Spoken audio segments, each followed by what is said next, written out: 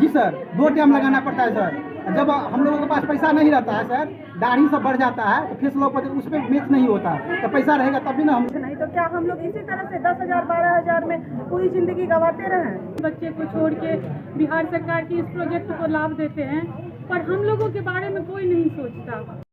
कस्तूरबा गांधी बालिका विद्यालय के कर्मी अपनी 12 सूत्रीय मांगों को लेकर अनिश्चितकालीन हड़ताल पर बैठे हैं। कस्तूरबा गांधी बालिका विद्यालय एम्प्लॉयज यूनियन बिहार के बैनर तले दरभंगा जिले के सभी कर्मी आज से अपनी 12 सूत्रीय मांगों को लेकर अनिश्चितकालीन हड़ताल पर बैठ गए हैं। यह हड़ताल बिहार के सभी जिलों में किया गया है, जिसमें इन लोगों की जो मुख्य मांगे हैं वो इस प्रकार है। समाज कल्याण विभाग बिहार सरकार द्वारा संचालित आवासीय विद्यालय के शिक्षिका एवं शिक्षकेतर कर्मियों को समान वेतन भत्ता एवं अन्य सुविधा दी जाए। तत्काल प्रोजेक्ट अप्रूवल बोर्ड द्वारा निर्धारित वेतन का भुगतान अप्रैल 2021 के प्रभाव से लागू किया जाए। अप्रैल 2021 से अब तक का अंतर वेतन बकाया का भुगतान किया जाए। वेतन बढ़ोतरी का प्रस्ताव समग्र शिक्षा कार्यक्रम के वार्षिक कार्य योजना एवं बजट 2022 में रखते हुए अनुमोदन हेतु भारत सरकार से अनुरोध किया जाए। वहीं बिहार सरकार के निर्णय के आलोक में बिहार शिक्षा परियोजना परिषद के कर्मियों के भांति राज्य के भी KGBV कर्मियों की सेवा भी 65 वर्ष की आयु तक 2018 के प्रभाव से विस्तारित की जाए। KGBV कर्मियों की मृत्यु के उपरांत उनके आश्रितों को अनुकंपा के आधार पर नौकरी एवं कम से कम 4 लाख रुपया अनुग्रह अनुदान की राशि दी जाए। वार्डन के रिक्त पदों पर प्रभारी वार्डन एवं अंशकालिक शिक्षक के रिक्त पदों पर व्यावसायिक प्रशिक्षण अनुदेशिका को समाहित किया जाए। सभी कर्मियों की सेवा पुस्तिका संधारित की जाए। अन्य मांगे भी उनकी इस प्रकार थी और इस मौके पर उन्होंने हमसे अपनी पूरी व्यथा बताई, किस प्रकार उन लोग को जो अपना जीवन जीने में कठिनाई हो रही है। क्या कहा, क्या कुछ कहा कर्मियों ने, हम आपको सुनाते हैं। का मांग है कि हम लोग को अस्थायी नौकरी हो, मानदेय संतोषजनक हो। 8500 रुपया मिलता है, उसमें क्या होगा आज की महंगाई में। इसलिए वेतन बढ़ोतरी हम लोग का है। 12 सूत्री मांग के लेकर हम लोग धरना पर बैठे हैं। अनिश्चितकालीन धरना है, जब तक हम लोग की मांग पूरी नहीं होगी हम लोग धरना को नहीं तोड़ेंगे। क्या नाम हुआ? रामबाबू पासवान, अकाउंटेंट केवटी का उपाध्यक्ष हैं जो बिहार का। मेरे ही कमेटी से अभी हड़ताल में हम लोग बैठे हुए तालाबंदी के साथ, समझे ना सर। हम लोगों का यही मांग है। हम लोग ये पेट है ना, पेट भरता नहीं है। पेट भरेगा तब ना कुछ पुराएगा हम लोगों का, समझे ना। पेट नहीं भरेगा तो हम लोग ये काम नहीं करेंगे, समझे ना। पेट के लिए हम काम करेंगे, पेट में रहेगा खौर तब ना हम लोग काम करेंगे, समझे ना। इसीलिए हम लोगों का यही विचार है, पेट नहीं भरेगा तो हम किसी दल का वोट नहीं देंगे। हम लोग किसी को नहीं वोट देंगे, न खुर्शी कुमार या नीतीश कुमार हो या कोनो दल का हम लोग वोट इस बार नहीं करेंगे।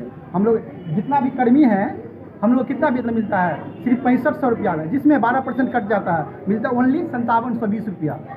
5720 रुपया में हम लोगों को जाते जाते स्कूल पर जाते हैं, वो भी मिलते पेट्रोल में फूका जाता है।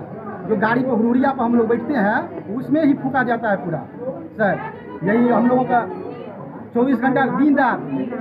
अभी कौन सी जगह पे आप लोग धरना दिए हुए हैं? BEP है, दरभंगा है, समझे ना सर। देखिए मांग यही है हम लोगों को। देखिए कोई पर्व होता है, छुट्टी नहीं मिलता। 365 दिन का ड्यूटी होता है हम लोगों का, और वेतन देता है 6500 रुपया मिलता है। सिर्फ 12% कट जाता है, समझे ना। 1 घंटा 2 घंटा लेट होते हैं उसका भी पैसा हम लोग कट जाता है।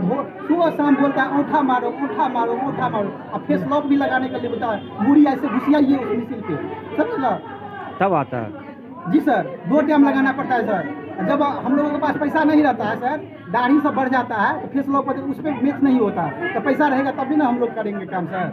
इसीलिए हम किसी दल का इस बार हम लोग वोट नहीं देंगे। इस बार बार हम लोगों को उनके जो SPD महोदय हैं उनके करीब हम लोग बहुतों तरीकों से अपनी बात रखने की कोशिश किए हैं, लेकिन हर बार कहते हैं क्या लिखित आश्वासन भी देते हैं कि इस बार आपका काम हो जाएगा। इस वर्ष भी हम लोगों के लिए कहा गया था, लिखित आश्वासन SPD के द्वारा दिया गया था कि इस बार आप लोगों के साथ अच्छा होगा, आप लोगों की वेतन बढ़ोतरी होगी, आप लोगों को और सुविधाएं दी जाएगी।